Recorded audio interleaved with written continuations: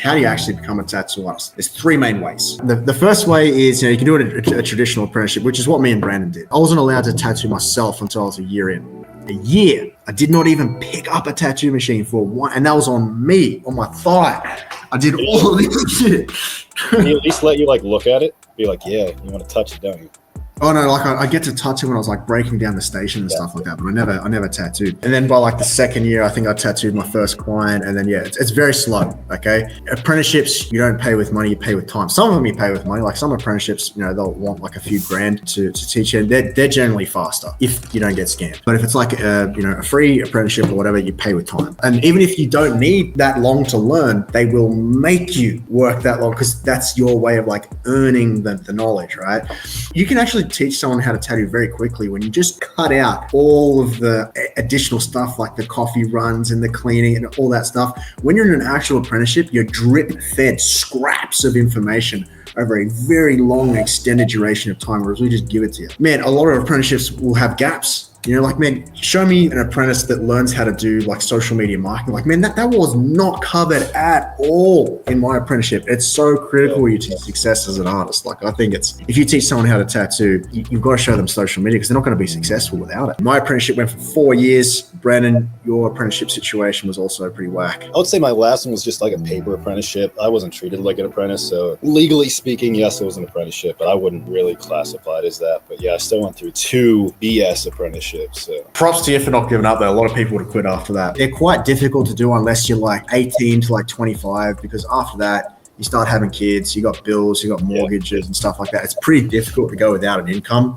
It's a massive undertaking. If you're dead set on getting an apprenticeship, expect to be there for a couple of years. There's not a whole lot of structure as well. My apprenticeship was literally, I was just allowed to hang out there and I was watching the other tattoo artists tattoo and I could ask questions, but I didn't even know what to look for.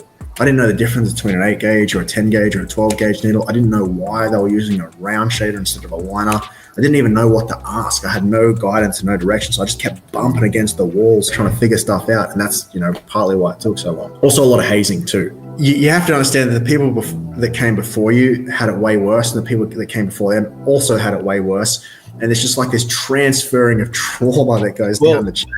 Okay, so I would say I have kind of a different view of this. I would say that, shops kind of started as the biker thing. In apprenticeships, we're kind of viewed as prospecting. So the hazing that you get from prospecting in a motorcycle club, it kind of drippled over into the tattooing world. I was about that life in both sides for a period of time, and it's pretty the same. You'll never do anything right, all that stuff. So I believe that it kind of came from that, which kind of stuck for way too long. Older I get, I'm like, wow, that's really crazy, but it's normal. This is actually a really good question before. I don't want to cut you off, but how to deal with creepers during apprenticeships. It's pretty simple. I've talked to plenty of people that reach out to me on this subject, and the only thing that you could really do is leave. It's not going to get better. It's always going to get worse. If you're the creep tattoo, it's he's not going to just suddenly stop being a creep. Yeah, he's not going to change his life. I highly recommend not sticking with it just for a piece of paper. That could put you in a lot of very unhealthy situations and make you want to quit tattooing. Yeah. So my best advice for dealing with that is F them. They can destroy their lives on their own. You don't need to be there for it. You don't need to see their downfall. Just get out of there, find a better shop. For every terrible shop there is out there like that, there's plenty of good ones. The other way is you can learn online, right? Or you can do an online course like what we do.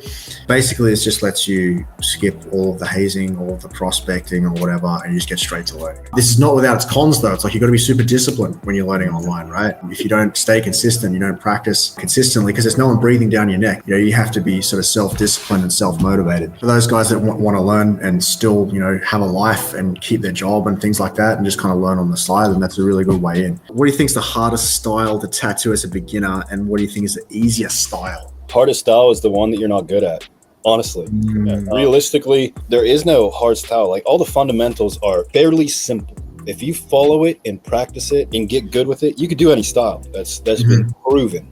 There's no fancy secret to tattooing different stuff. It's the same stuff implemented differently. If you have been drawing cartoons and anime your whole life and want to get into realism, that shit's going to be hard. But you could transfer that into Neotrad fairly easily. That's not a question that there is an easier or harder, but there is the easiest way to learn tattooing, which is traditional, because it's going to teach you all of those steps to be able to implement the fastest and most efficient. And that's been proven over the history of tattooing. I would quickly chime in there that I feel like sacred geometry will be way up there. I mean, that's like, there's literally no room for error in that. If you're doing like all these like perfectly straight lines and circles and stuff, it's just very small margin for error. Like, whereas when you're doing like, realism, when you're first starting out, tattooing is not the hard thing. It's the art that's hard. Anyone can do it, but not everyone can be a world-class artist. It's difficult to get into a tattoo shop when your art's not where it needs to be. But when your art is dope, it's a key that opens every door. Like,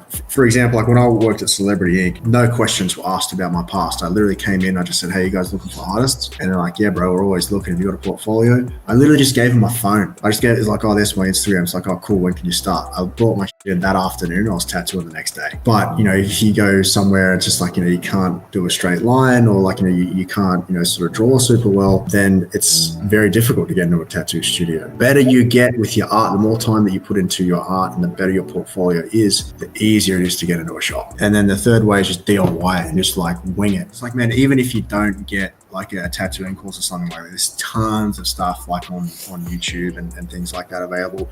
When I started, there was nothing online. The only way to learn was to go to a shop and throw yourself at the mercy of whoever owned it. But now there's no excuse. There's so many resources available. You don't have to wing it. Speaking of resources, I feel like we're really limiting our reach with the fact that you're so jacked and you're not shirtless. I'm not taking my clothes off, man. $5.99 a month.